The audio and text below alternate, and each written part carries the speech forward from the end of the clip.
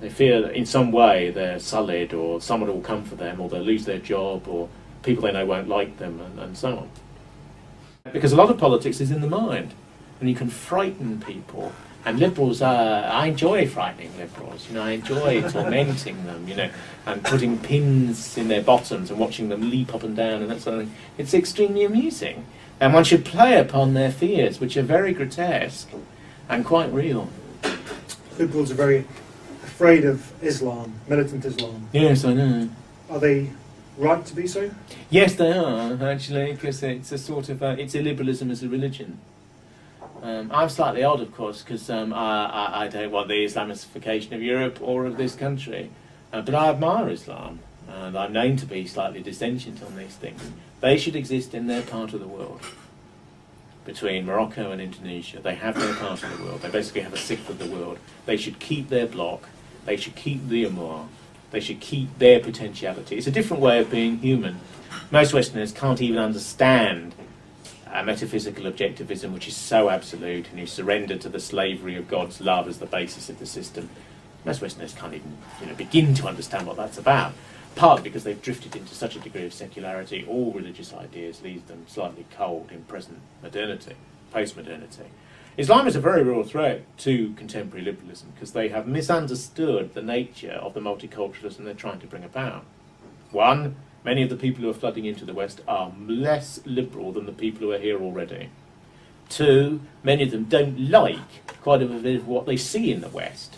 And it's not that they feel sorry for us, they feel that we're a bit weak and hopeless and can be pushed aside.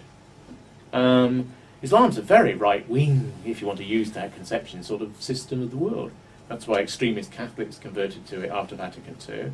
Some fascists and National Socialists converted to it as well, because it's total and absolute. It's not our way. Our civilization is based upon, in my review, a reverse principle of open-mindedness and reflexiveness and the evidentialism of which Lady Reniff speaks and the Socratic tradition. I see Western civilization as primarily, but not exclusively, Greco-Roman, but to me, primarily in the discourse it uses to think about itself.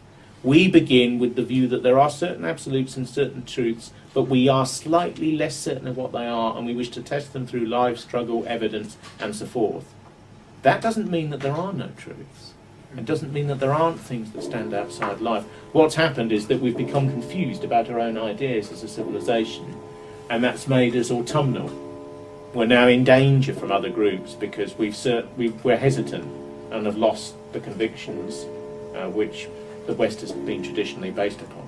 Islam's not really a threat to us because it can't conquer the West from inside.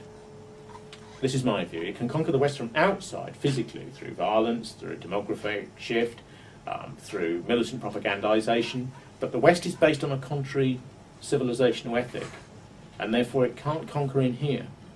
If you notice that virtually no indigenous people, apart from radical extremists and outsiders, have any interest in it at all. It doesn't attract Westerners, doesn't attract the Western mind. Even people who are interested in it for reasons of religious parallelism or perennialism or discourses of that sort, deep down, hardly ever convert, and if they do, they convert to Sufism, the most open-minded element of it, or they move away very quickly. So it can't come from the inside, it can only conquer from the outside. But of course, if people are weak and broken down, and somebody's stronger than them, they can hold a gun over them. That is true.